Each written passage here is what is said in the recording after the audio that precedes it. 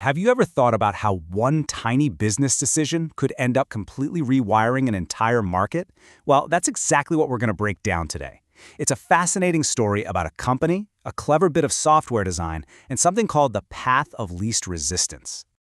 And this is the whole idea right here. It's so simple, but it's so powerful. When one option is just a little bit easier than another, that's the one we choose. It's not about being lazy, it's just human nature. And this one simple truth has enormous power. So just how powerful are we talking? Well, to really get it, let's look at a classic example you've probably seen in your own life, the 401k. Okay, so for years, right, companies were practically begging employees to save for retirement. They sent emails, held meetings, not much changed. Then they just flipped the switch.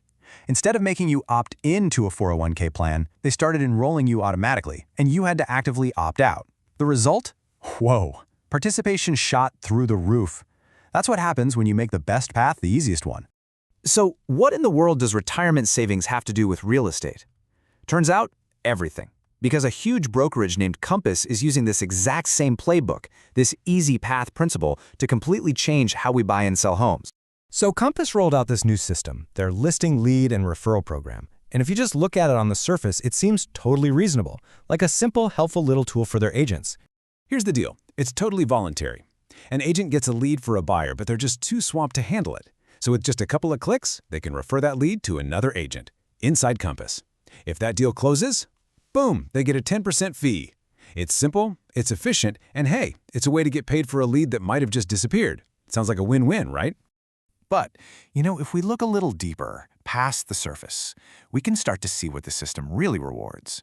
And this, my friends, is where it gets really interesting. There's a business term for this, revenue internalization. Just think of it like this. Imagine a clothing brand that only sells in department stores. One day, they decide to open their own shops. Why? Because they want to stop all that value, all that profit from leaking out to someone else. They want to capture it all themselves. And here is the truly brilliant part of this whole thing. Compass doesn't need a top-down rule forcing agents to do this. They don't have to. The system's architecture itself does all the heavy lifting. Once an agent opts in, that internal referral becomes the easiest, slickest, most profitable option on the table. It's totally frictionless, and it keeps all that money flowing right inside the Compass ecosystem.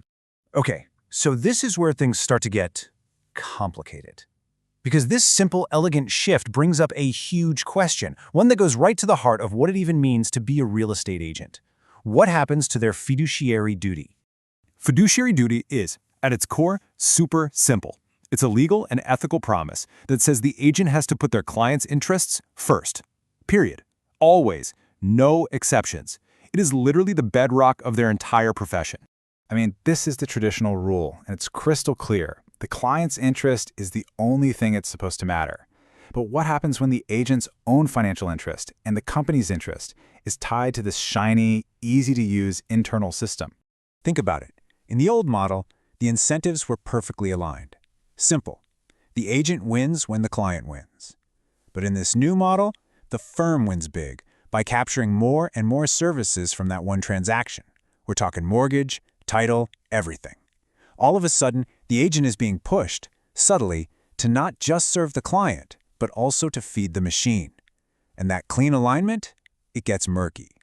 So let's zoom out. What happens when you scale this idea up? When you have thousands of agents all being gently guided by these new, murky incentives? Well, you don't just change a company. You start to change the entire market itself.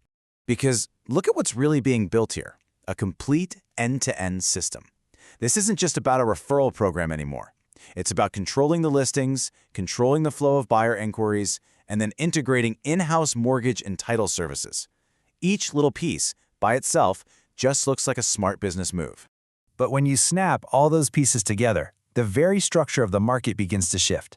The real estate firm is no longer just a helpful guide, a facilitator helping two parties make a deal. It's building a funnel that it owns and controls from top to bottom. Transactions that used to happen through the brokerage now start happening inside of it. The company starts acting less like a competitor in the market and a lot more like the market's fundamental plumbing. And that leaves us with the big, critical question. The business logic here is, frankly, undeniable.